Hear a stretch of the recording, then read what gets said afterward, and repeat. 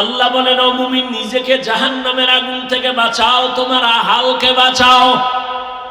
আমার আহাল কারা? এই মা বাবা, সন্তান আপনার আহাল, ও স্বামী স্ত্রী আপনার আহাল। আপনিও জাহান্নাম থেকে বাঁচেন, আপনার স্ত্রীকেও বাঁচান। আব্বা আম্মাও জাহান্নাম থেকে বাঁচবেন, আপনার সন্তানদেরকেও বাঁচাবেন। আগে নিজে না, আগে আহাল? আগে নিজেও জাহান্নাম থেকে বাঁচবেন, আহালকে বাঁচাবেন। ও শিক্ষক, নিজেও জাহান্নাম থেকে বাঁচবেন, আপনার আহাল হলো ছাত্র, ওদেরকেও জাহান্নাম থেকে বাঁচাবেন। মসজিদের ইমাম খতিব, আপনার আহাল হলো মুসল্লি, আপনিও জাহান্নামের আগুন থেকে বাঁচেন। আবার আহাল মুসল্লিদেরকেও বাঁচান। সন্তানদের জাহান্নাম থেকে যদি না বাঁচান, কিয়ামতের দিন আপনি যত বড় আমল নিয়ে দাঁড়ান, সন্তানের মামলায় আপনি আটকায়া যাবেন। কিয়ামতের দিন প্রত্যেক সন্তান মা বাবার বিরুদ্ধে আল্লাহর আদালতে মামলা করবে। কোরআনের আয়াত, সূরা আহজাব ৬৭ নম্বর আয়াত। আল্লাহ বলবে, এই যুবক, নামাজ পড়ছো পড়ি নাই, রোজা রাখছো রাখি নাই কেন? এবার সন্তান মামলা পেশ করে, রব্বানা ইন্না আতা'না সাদাতানা ওয়া কুবারানা ফাআদাল্লুনাস সাবিলা। ও আল্লাহ, আমি বেনামাজি হই নাই, আমার মা বাবা বেনামাজি বানাইছে। আমি রোজা রাখার থেকে ফিরি নাই, আমার মা বাবা কোনোদিন আমারে নামাজ পড়তে বলে নাই। আরে ফজরের নামাজ, গাছ ভালো হলে ফল ভালো। জীবনে আমার আব্বা, জীবনে এই অল্প বয়সের মধ্যে দুনিয়াতে আসার থেকে কোনোদিন আমার আব্বা ফুল প্যান্ট দূরের কথা হাফ প্যান্টও পরেন নাই। ল্যাংটার জীবন যাওয়ার পরে পায়জামা পরেছি, লুঙ্গি পরেছি। নামাজ না পড়লে ওই বেলার খানা আমার বন্ধ। মা খানা দিতে গেলে মাকে ধমকায়া প্লেট ছড়াই দিতেন না খানা। আমার বাবাই বলতেন, জান্নাতের পথে চালাবো, থাকলে থাক, না হয় অন্যদিকে যা, তোর মতো ছেলে আমার দরকার নাই। কারণ কিয়ামতের দিন ছেলের কারণে আমি জাহান্নামে যাব, এটা হবে না।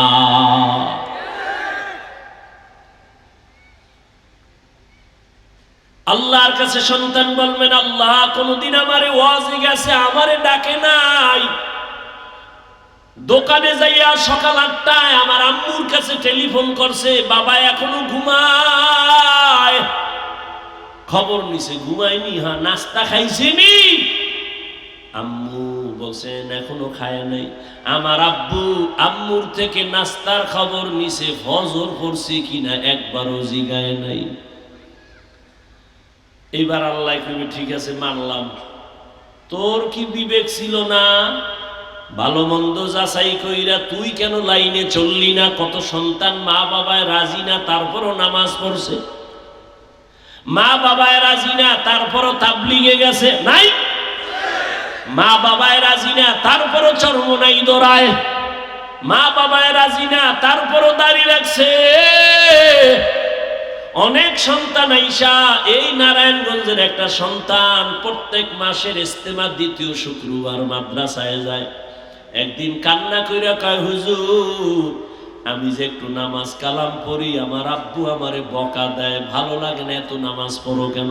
আব্বু রাগ কইরা আমার সাথে কথাই বলে না, কি করবো? আমি বললাম, খবরদার একটু খারাপ আচরণ করবি না। মাওলার কাছে নামাজ পড়ে দোয়া কর, আল্লাহ আমার বাবারে হেদায়েত দান করো। কিয়ামতের ময়দানে সব মা বাবা আসামির কাঠগড়ায় দাঁড়াবে। সন্তান বলবে, আল্লাহ আমার মা বাবার কারণে আমি গুনাহগার হয়ে গেছি। আমার মা বাবাই তো আমার মোবাইল কিনা দিছে, আমার মা বাবা এমবি ভরার টাকা দিছে, আমার মা বাবা কোনোদিন আমারে বসাইয়া বুঝায় নাই, আমার মা বাবাই তো আমার বিয়ার সময় যৌতুক খাইছে, আমার মা বাবায় পাগল হয়ে গেছে যৌতুকের জন্য। ও আল্লাহ আমার দোষ কি? হ্যাঁ, তোর বিবেক দিয়ে সঠিক পথে গেল চললি না। আল্লাহ ভুলে গেছে, এখন কি উপায়? তোর বিবেকের বিচার করবো। ইন্নাস সামআ ওয়াল বাসারা ওয়াল ফুআদ কুল্লু উলাইকা কানা আনহু মাসউলা। মাসউলা, বিবেকের বিচার হবে। এবার সন্তান এটা আবদার করবে, কোরআনের কথা। ও ভাই, আমাগো এত পাওয়ার কেন? আমরা এত পাওয়ার কেন, এত শক্তি কেন, এত কথার হিট কেন? আমগো সব পাওয়ারের মূল আল্লাহর কোরআন। আমগো এটার এত পাওয়ার পৃথিবীর কেউ এর ভুল বের করতে পারে নাই। এই জন্য আমগো পাওয়ার। আমগো টাকা নাই, অস্ত্র নাই, বাড়ি নাই, গাড়ি নাই, অরপরও দুনিয়ার সব অস্ত্রধারী টাকাওয়ালা সন্ত্রাসীরা টুপিওয়ালা মুসলমানের ভয় পায়। কেন? মুসলমানের সাহসিকতা, সততা একটা বড় অস্ত্র। এবার সন্তান বলবে, আল্লাহ আমার একটা আবদার আছে। কি ক? এবার কোরআনের আয়াত। সন্তান বলবে, রব্বানা আতিহিম যিফাইনি মিনাল আযাব ওয়ালআনহুম লা'নান কাবীরা। আল্লাহ, আমার বিবেকটারে একটু কাজে লাগাইলে হয়তো পারি নাই, তবে আব্বা আম্মার কারণে বেশি হয়েছে। এবার তুমি আমারে যদি শাস্তি দাও, আমার দাবি হইল আমারে যদি তুমি বেতের বাড়ি একটা দাও, আমার মা বাবারে ডবল দিতে হবে। কোরআনের আয়াত। আমারে যে শাস্তি দিবা তার ডবল শাস্তি আমার মা বাবাকে দাও। ও যুবক, কিন্তু খবরদার, মা বাবার সাথে কখনো খারাপ আচরণ করা যাবে না। নবী বলছেন, কাফেরও যদি বাবা মা হয় খারাপ আচরণ করা যাবে না। এই আল্লাহর বান্দা, কারণ আমাকে এই চেয়ার পর্যন্ত পৌঁছানোর ক্ষেত্রে আমার মা বাবার কি পরিমাণ ঘাম ঝরলো, কত না খাইয়া থাকলো। আমার আম্মা মা আমারে গর্বে নিয়া কত রাত ঘুমাইতে পারে নাই, কত রাত্র খানাও খাইতে পারে নাই। আমার নিয়ে জীবনটা কাটায় দিল মা বাবা। আমার বাবা মানুষের কত বকা শুইনা কামাই রুজি কইরা নিজে খায় না, সন্তানের খাওয়ানোর জন্য পাগল। কত বাবারা ঘর থেকে বের হইয়া মানুষের সাথে তর্ক বিতর্ক কইরা কামাই কইরা বাসায় যায়। ওরে বাবা, কত গালি শুনে, কত মানুষের সাথে ঝগড়া করিয়া কামাই করে, নিজের জন্য কিছু করে না, স্ত্রীর মুখে হাসি ফুটানোর জন্য আর সন্তানের জীবন বাঁচানোর জন্য এত কষ্ট করে বাবা। ওই বাবার সাথে খারাপ আচরণ করা জায়েজ নাই। মা তোমাকে আমাকে নিয়ে যে কষ্ট করেছেন, গর্ভ ধারণ করেছেন, আমার আম্মা জানের কণ্ঠের আওয়াজ ভিন্ন ঘরের ওয়ালারা শুনে না, পাশের ঘরওয়ালারাও শুনে না। কিন্তু আমার আম্মা আমারে গর্বে নিয়ে যেদিন আমি দুনিয়াতে আসবো, প্রসব বেদনায় আমার আম্মা এত চিল্লাইয়া কান্না করছেন, পাশের বাড়িওয়ালারাও ঘুমাইতে পারে নাই। আমার আম্মা বেকারার হয়ে কান্না করেছেন। আমার মা আমার বাবার হাত ধইরা দাবি ছাড়াই বলছে, স্বামী তোমার ঘরে এসে খেদমত করতে পারি নাই, সন্তানের প্রসব বেদনা সইতে পারি না, মরিয়া যাব, আমারে দাবি চাইরা দিও, মাফ করিও। এমন কষ্ট যেই মা করেছেন, ওই মার কলিজায় যদি আঘাত দাও, আল্লাহর কসম মরার আগে পঙ্গু হইয়া বিছানায় পড়বি। চাকার তলে তোর মাথা ঢুকবে, তুই টের পাবি না কখন ঢুকছে। ওই মা বাবার সাথে বেয়াদবি করলে তোর জীবন দুনিয়াও বরবাদ, আখিরাতও বরবাদ। ওই মা বাবার চোখের পানি আর দোয়া ছাড়া এই চেয়ারে বসতে পারি নাই। ওই মা বাবার চোখের পানি আর দোয়া ছাড়া পরীক্ষায় পাস করতে পারো না রে বাবা। ওই মা বাবার চোখের পানি আর দোয়ায় আজ তুমি টাকার মালিক, তুমি বাড়ি গাড়ির মালিক, সম্মানের চেয়ারের মালিক। আজকে ওই মা বাবারে কে কোথায় রাইখা বন্ধু নিয়ে ঘুরো, বান্ধবী নিয়ে ঘুরো। এক বুড়া দাড়িওয়ালা মানুষ ঢাকার শহরে রিক্সা চালায়। অনেক আগে ও বুড়া কষ্ট হয় তার রিক্সা চালাইতে, তখন তার অটো মেশিন ছিল না, পায়ে পেট্রোল দিয়া চালায়। ও বুড়া বাবা, আপনি রিক্সা চালান, আপনার কি ছেলে মেয়ে নাই? কাহা আছে। ছেলে কই? বুড়া একটা চিৎকার দিয়া গামছা চোখের সামনে নিয়ে কান্না শুরু করছে আর বলে, হুজুর আমার ছেলেটা একটা মেয়ের সাথে লাইন কইরা বিয়া কইরা কোথায় যে গেল, আর আমাদের সাথে সম্পর্ক নাই, আমাদের আর খোঁজ খবর নেয় না। আল্লাহ দিছে একটা কন্যা, কপাল বুঝি খারাপ। ওই মেয়েটারে একটা গরিব জামাইয়ের কাছে দেওয়ার পর ওই জামাই আমার মেয়েটারে মারে যৌতুকের জন্য। আমার মেয়েটা মাসে মাসে আইসা ওর মায়ের কাছে জামাটা উঠায় কয়, মা তাকায় দেখো কত বেতের বাড়ির আঘাত। ওর মায়ের কান্না দেখে আমি সইতে না পাইরা জামাইরে 50,000 টাকা না দিলে নাকি আমার মেয়ে রাখবে না। আমি এই বুড়া বয়সে রিক্সা নিয়ে নামছি ঢাকার শহরে। আমার জামাই টাকা চাইছে, আমার মাইয়ার কান্না সইতে পারি না, এই জন্য রিক্সা নিয়ে ঢাকার শহরে কষ্ট করি। ও কপাল পোড়া বেঈমান, তোর মা খারাপ না তোর বাবা খারাপ? না হয় তুই তো এত খারাপ হইতে পারতি না। একটা দাড়িওয়ালা শ্বশুর শাশুড়িরে কষ্ট দাও, তোর কপালে জীবনে শান্তি নাই রে বাবা। তুই মরবি, তাড়াতাড়ি মরবি না, কষ্ট পাইয়া ধুকে ধুকে মরবি।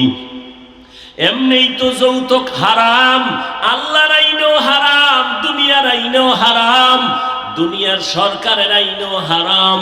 আবার শ্বশুর শাশুড়ির চোখের পানি তোমার জন্য অভিশাপ, তোমার কপালে দুঃখ নেমে আসবে।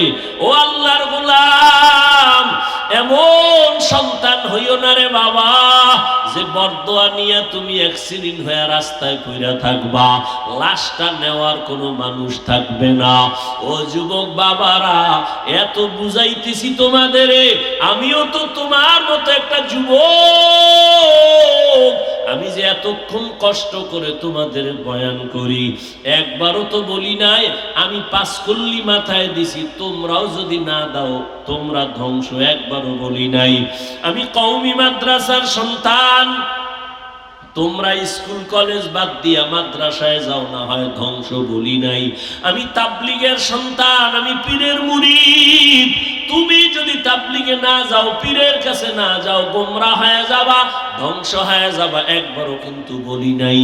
স্কুল ছাইরা মাথায় টুপি আর পাগড়ি লাগাও, আমগো মতো হুজুর হইয়া যাও, বলি নাই। বরং আমি কি বলি শোন, ও যুবক বাবারা, স্কুলে পড়ো, কলেজে পড়ো, চাকরি করো, ব্যবসা করো, অন্তর হইরা দোয়া করি আলহামদুলিল্লাহ, আল্লাহর কাছে দোয়া করি, তোমার কাছেও আমি একথা আবদার জানাই। স্কুল ছাইরো না, কলেজ ছাইরো না, লেখাপড়া ছাড়িও না।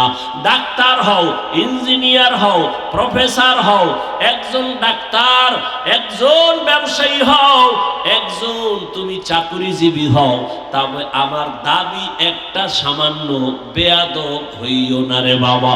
তোমার আচরণে কোনোদিন যেন মা বাবা কষ্ট না পায়, তোমার ব্যবহারে যেন কখনো ওস্তাদ শিক্ষকেরা কষ্ট না পায়, তোমার ব্যবহারে কোনোদিন যেন উলামায়ে কেরাম কষ্ট না পায়। যদি মা বাবার দোয়া নিয়া, শিক্ষকের দোয়া নিয়া, উলামায়ে কেরামের দোয়া নিয়া ডাক্তার হইতে পারো, দেখবা মইরা গেল তোমার নামে সুনামের ইতিহাস লেখা হবে। তুমি যদি দোয়া নিয়া প্রফেসর হও, তোমার জীবনটা ধন্য, শুধু বাংলাদেশ না বিদেশেও তোমাকে সম্মানের সাথে নিয়ে যাবে। ও আল্লাহর বান্দা, এই রকম ডাক্তার যদি হতে চাও, তুমি একজন মা বাবার সুসন্তান হয়ে দোয়া নিও। মা বাবার বরদোয়া যদি নিয়ে, শিক্ষকের বরদোয়া নিয়ে যদি ডাক্তার হও, ডাক্তার হইয়াও তোর কপালে শান্তি নাই, তাসলিমার মতো জুতা খাইয়া পালানো লাগবে। আদর্শবান ডাক্তার হও, আদর্শবান ইঞ্জিনিয়ার হও, আদর্শবান একজন প্রফেসর হও, ব্যবসায়ী হও, চাকরিজীবী হও, মানুষের বরদোয়া নিও না রে যুবক। আল্লাহর মোহাব্বত নিয়া ডাক্তারি পড়লে কি জান্নাত পাওয়ার পথ নাই? আচ্ছা বলো তো, তুমি সত্য কথাটা বলো, তোমার মতো যুবক জীবনে মাদ্রাসায় পড়ে নাই, আলিফ বা তাও শিখে নাই, এমন যুবক স্কুল কলেজে পড়ে 5 বেলার নামাজ পড়ে আসেনি। বাস আর ওয়াজের দরকার নাই, এই ওয়াজ শেষ। এবার তুমি বাসায় যাইয়া দরওয়াজা জানালা বন্ধ কইরা পায়ের জুতাটা খুললা কপালে বাড়ি মারবা, কেউ যেন না দেখে। আর কপালের বুঝাবি, এই পরা কপাল্লা, তোর কপাল এত খারাপ কেন, কার অভিশাপ লাগাইছো? তোর মতো যুবক স্কুলে পড়ে নামাজ পড়ে, কলেজে পড়ে নামাজ পড়ে, তুই পারো না কেন কপাল পড়া? তোমারে তো আমি হুজুর হইতে বলি নাই। তুমি স্কুলে পড়ো, কলেজে পড়ো, চাকরি করো, ব্যবসা করো, তোমার মতো যুবক রাস্তায় গাড়ি চালায়, 5 বেলার নামাজ পড়ে, বলো তুমি কেন পারো না রে বাবা? 2টা পাও ধরলে পড়বা, বলো তাহলে আমি নিচে নাইমে আসি, পাও ধরি। ও বাবা, তুমি আমার যে কোনো উপকার হবে তাও না, আমি তোমার পাও ধরলে যদি তুমি দাঁড়িয়ে রাখো, নামাজ পড়ো, আমার জীবনটা বড় আল্লাহর নবীর কাছে আমি বলতে পারবো, আল্লাহ তোমার একটা উম্মতের পাও ধইরা নামাজি বানাইছি, আমার নবী তখন সুপারিশের দরজায় আমাকে ফালাইয়া দিবে না। আমার নবী বলবে, আয় আয়, কঠিন সময় আমি তোরে না নিয়ে জান্নাতে যাব না। ও আল্লাহর বান্দার, এখানে কোনো গোপন কথা না, নগদ কথা। তোমরা যারা নবীর আদর্শ মানো না, বলো তোমরা কত উঁচু সম্মানে আছো, আর আমরা যারা নবীর আদর্শ মেনে চলি, বলো আমরা কত নিচু স্থানে আছি। নিচে ওই এক দল গেছে হারাইয়া, কয় সব হারাইলাম, আর এক দল কান্দে এখনো কেন পাইলাম না। আর যারা নবীর আদর্শ মাইনা চলে, নবীর আদর্শ নিয়া হুজুর, এগো আগেও যেমন এখনো তেমন, ভবিষ্যতেও তেমন কোনো চিন্তা। চেয়ারম্যানের চেয়ারের মেয়াদ শেষ, আমগো হুজুর গো চেয়ারের তো কোনো মেয়াদি নাই, আবার শেষ কিসের?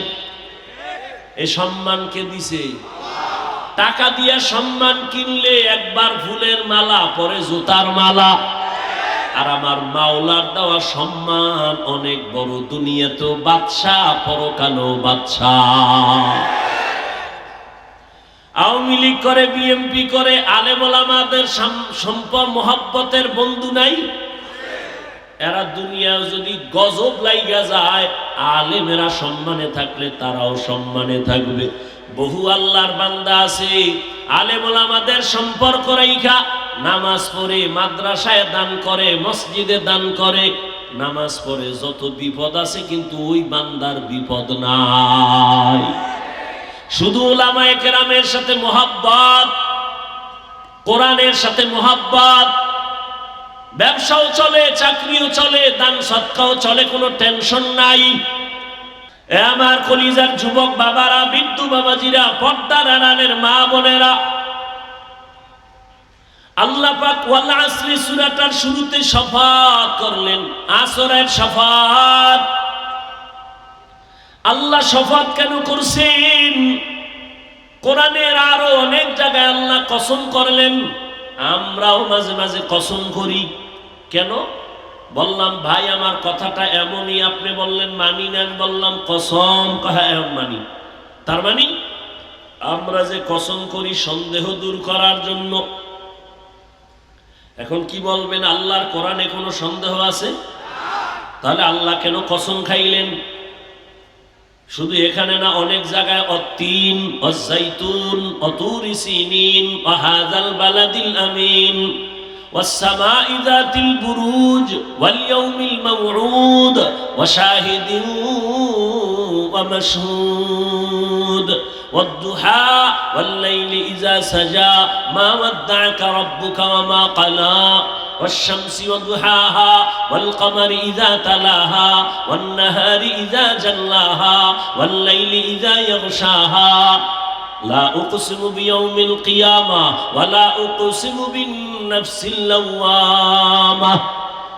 আসমানের কসম, সূর্যের কসম, রাতের কসম, রাতের অন্ধকারের কসম, দিনের কসম, চাঁদের কসম, জৈতুনের কসম, তিনের কসম, তুর সিনার কসম, তুর পর্বতের কসম, নিরাপদ শহর মক্কা নগরীর কসম।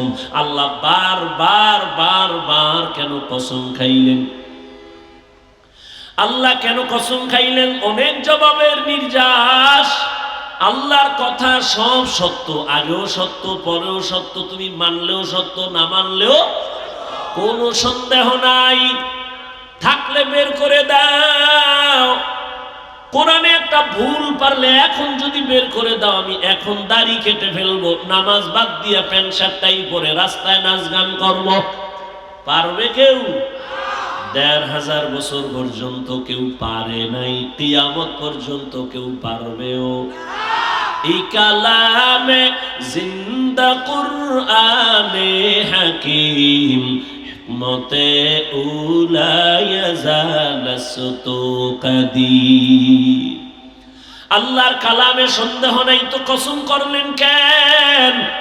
সব কথা গুরুত্বপূর্ণ, তবে কসমের কথাটা আরো গুরুত্ব বুঝাবার জন্য। দ্বিতীয় জবাব, কসম যেই জিনিসের উপরে আল্লাহ করছেন ওই জিনিসটা বড় দামি বুঝাবার জন্য। যেমন আসরের কসম খাইলেন, আসর বড় দামি একটা সম্পদ। তিনের কসম খাইলেন, তিন একটা দামি ফল। জৈতুন তেল একটা দামি, মক্কা নগরী দামি একটা ঘর। এজন্য আল্লাহ মক্কার কসম করেছেন। আসরও একটা দামি সম্পদ, এই জন্য আসরের শপথ করলেন। আর কসম খাইয়া সামনে যে কথা বলবেন, এ কথাগুলো বড় দামি কথা। কি বলতেছেন কসম খাইয়া? কসম খাওয়ার দ্বারা কথার গুরুত্ব কমছে না বাড়ছে? দেখেন, খুব খেয়াল করেন, কসমের দ্বারাই তো গুরুত্ব বেড়ে গেল।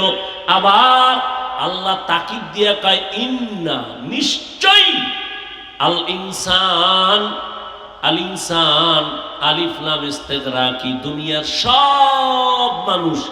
আবার লাম তাকিদ, লাফি খুসর, অবশ্যই জাহান্নামী, ক্ষতিগ্রস্ত, ধ্বংস।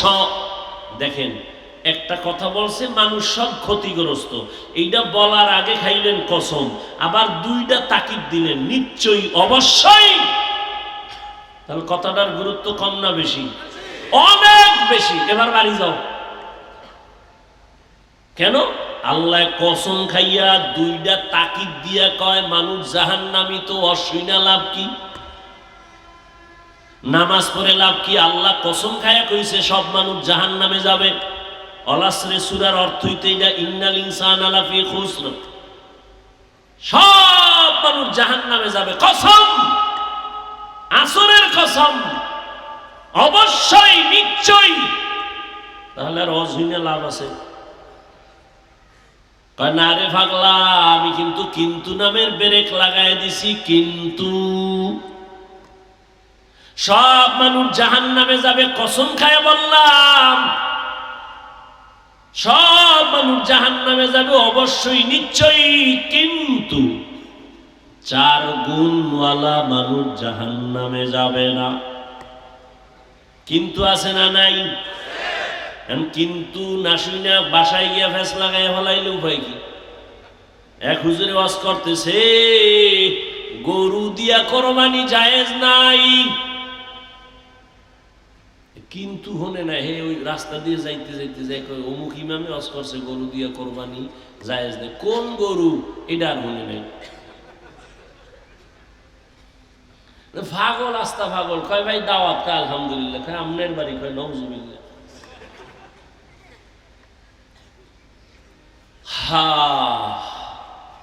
নবী বলেন, দেখছেন নবীর দয়া বেশি। আল্লাহর তো দয়া আছেই, তবে নবী নগদ দয়া একটু দেখাইছে উম্মতের। আল্লাহ একটা সব জাহান্নামী ধমক দিয়া এবার খারা খারা খারা, সব না 4 গুণওয়ালারা বহ। ওদিকে আবার নবী মায়ার কথাটা আগে দিয়া কইয়া ফেলাইছে, সব উম্মত জান্নাতি, সব উম্মত জান্নাতি, সব উম্মত জান্নাতি। নবী কইছে সব উম্মত জান্নাতি, তার টেনশন কি? বিড়ি টানলে আমগো নবী সুপারিশ করে জান্নাতে নিয়ে যাইব।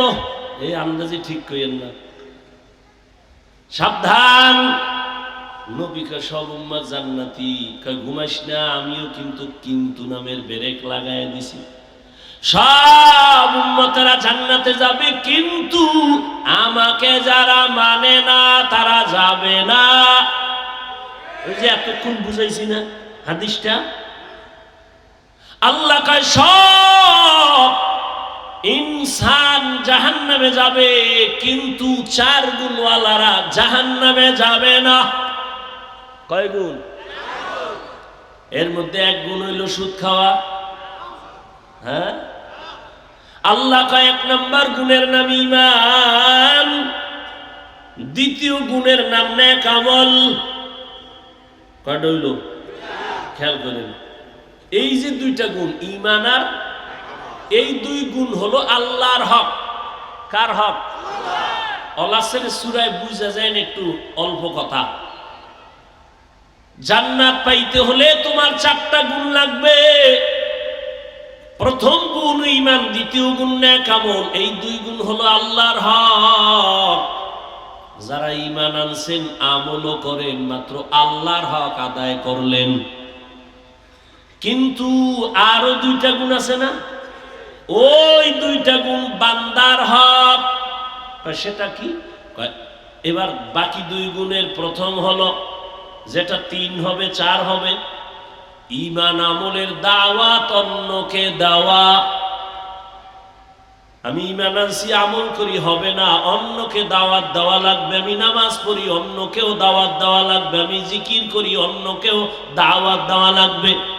এটা হলো 3 নাম্বার। 4 নাম্বার, যারা ঈমান আমলের বিরোধিতা করে তাদের বাধা দাও। দিতে গেলে মুসিবত আসবে, ধৈর্য ধারণ করো। তাহলে ওই যে কথা আছে, সৎ কাজের আদেশ, অসৎ পথে, এই 2 গুণ আল্লাহর সূরায় আপনাকে চ্যালেঞ্জ দিয়ে বুঝাইলো যে শুধু ঈমান আনছেন, আমল করছেন, জান্নাত হবে না। আরো 2 গুণ আপনার আছে, অন্যকে দাওয়াত দাও, সৎ কাজের আদেশ দাও, অসৎ কাজে বাধা দাও। এখন আপনি কি এই বাকি 2 গুণ আদায় করছেননি? যদি না করেন তো জান্নাত রেডি নাই আপনার জন্য। আপনি শুধু আল্লাহর হক আদায় করছেন। এবং এখানে আরেকটা কথা মনে রাখতে হবে, আল্লাহর হক আদায়ে যদি ভুল থাকে, ত্রুটি থাকে, আল্লাহ মাফ করবেন। কিন্তু বান্দার হক আদায়ের বেলায় যদি ত্রুটি থাকে, বান্দা ক্ষমা না দিলে আল্লাহ দিবেন না। তাহলে ওয়াল আসরি সূরার দ্বারা বুঝতে পারলাম, ঈমান আর আমল থাকলেই জান্নাত পাওয়া যাবে না। আরো 2টা হক আছে বান্দার হক। ঈমান আমলের দাওয়াত, অন্যকে দাও।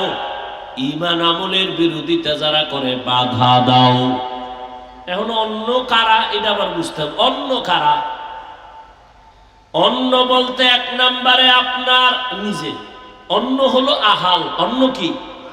যেমন আল্লাহ বলে, ইয়া আইয়ুহাল্লাযীনা আমানু কু আনফুসাকুম ওয়া আহলিকুম নারা ওয়াকুদুহান নাসু ওয়াল হিজারা আলাইহা মালাইকাতুন গিলাযুন শিদাদুন লা ইয়াসুনাল্লাহা মা আমারাহুম ওয়া ইয়াফআলুনা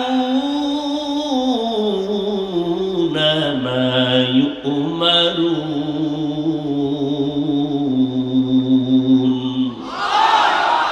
এরে আল্লাহর গোলাম, ও যুবক, তোমার মতো যুবক, র‍্যাব, আর্মি, পুলিশ, বিডিআর, চাকরিজীবী, professor, doctor, engineer, OC, DC SP, 5 ওয়াক্ত নামাজি, অভাব নাই। বলো তুমি কেন পারো না? তোমার মতো যুবক নদীর মধ্যে মাছ ধরে, নামাজ ছাড়ে না। বলো বাবা, বিবেকটারে জিজ্ঞাসা করো, তুমি কেন পারো না? শুয়ারের আল্লাহ বিবেক দেয় না ভালো মন্দ যাচাই করার জন্য। আল্লাহ মানুষকে দিছেন, তুমি কেন পারবা না রে বাবা? আজকে আমিও তো তোমার মতো পারতাম প্যান্ট শার্ট টাই লাগায় রাস্তায় দাড়ি কেইটা বাহাদুরি করতে। কেন করি না রে বাবা?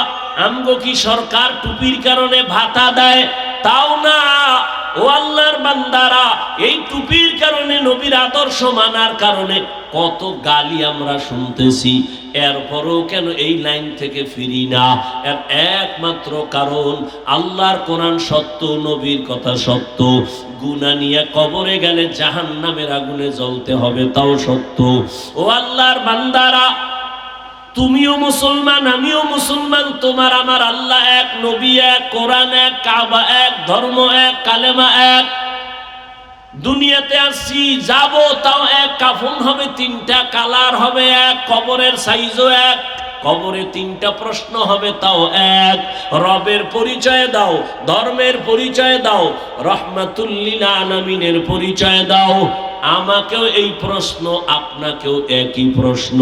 নবী বলেন যারা জবাব দিবে তাদের কবর হবে রওজাতুম মির রিয়াজিল জান্নাহ, আর যারা জবাব দিতে পারবে না তাদের কবর হবে হুফরাতুম মিন হুফারিন নার।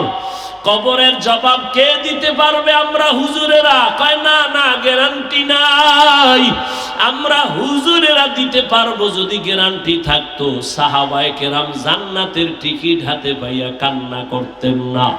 আবু বকর জীবনভর কান্না করলেন, ওমরে ফারুক কান্না করলেন, উসমান কান্না করলেন, হযরত আলী কান্না করলেন। জাহান্নামের আযাবের ভয়, আল্লাহর আদালতে দাঁড়াইয়া হিসাব দেওয়ার ভয়। আবু বকর নামাজে কান্না করতেছেন, এমনকি আপনার আমার নবী পর্যন্ত কান্না করে কাটাইলেন। কিয়ামতের ময়দানে আমার উম্মতের হালাত কেমন হবে? ও যুবক বাবারা, ও বৃদ্ধ বাবাজি, ও পর্দার আড়ালের মা বোনেরা, আপনাদের মতো কত বুড়ারা মসজিদে গিয়া নামাজ পড়ে, আপনি কেন পারেন না? ও মা বোনেরা, আপনার মতো কত মা, কত বোন এখনো আছে পর্দা করে, স্বামীর মাল হেফাজত করে, নামাজ পড়ে, মোবাইলে চরিত্র বিক্রি করে না। ও আম্মা জানেরা কেন পারেন না? এখনো সময় আছে, তওবা করেন আর স্বামীর মাল হেফাজত করেন, আর পর্দা রক্ষা করে নামাজ পড়েন, আর সন্তানটাকে আদর্শ সন্তান বানায় যান। দুনিয়াও ধন্য, আপনি আখিরাতেও ধন্য হবেন। আল্লাহর কাছে যুবক বাবারা, গুনাহ তো কম করো নাই, মনে চাইছে নামাজ পড়বা না, পড়ো নাই। মনে চাইছে পার্কে যাবা, দৌড়ায় গেছো, কেউ বাধা দিলেও ফিরো নাই। আর কত? এখনো কি তওবা করবা না রে বাবা? মনটারে শুধু একটা বুঝাও, মন, তোমার মতো যুবক যদি জেনারেল লাইনে থাইকাও নামাজ পড়ে, তুমি আমি কেন পারবো না? এখন থেকে তওবা করে নাও। জীবনে আর নামাজ ছাড়বো না, বেপরদায় চলবো না, দাড়ি কাটবো না, মা বাবার সাথে বেয়াদবি করবো না। উলামায়ে কেরামের দোয়া নিয়া, শিক্ষক মুরব্বীদের দোয়া নিয়া নবীর তরিকা মেনে চলবো। তওবা করার মতো যদি অন্তর তৈরি হয়, অন্তরে যদি কোনো দুর্বলতা, মুনাফিকি না থাকে, যাদের তওবা করার নিয়ত আছে, দুটো হাত আমার আল্লাহকে দেখায় দাও। আয় আল্লাহ, আমরা তওবার নিয়তে হাত উঠাইলাম। আয় আল্লাহ, আর গুনাহ করব না, নাফরমানি করব না। মা বাবার দোয়া নিয়া, মুরব্বী শিক্ষকের দোয়া নিয়া, উলামায়ে কেরামের পরামর্শ নিয়া নবীর তরিকায় চলবো। আমাদের তওবা কবুল করে নেন, তওবার উপরে মজবুত হইয়া চলার তৌফিক দান করেন, আমিন। আলহামদুলিল্লাহি রাব্বিল আলামিন, ওয়াসসালাতু ওয়াসসালামু আলা সাইয়্যিদিল আম্বিয়া ওয়াল মুরসালিন ওয়া আলা আলিহি ওয়া আসহাবিহি আজমাইন। ইয়া আরহামার রাহিমিন, ইয়া আরহামার রাহিমিন।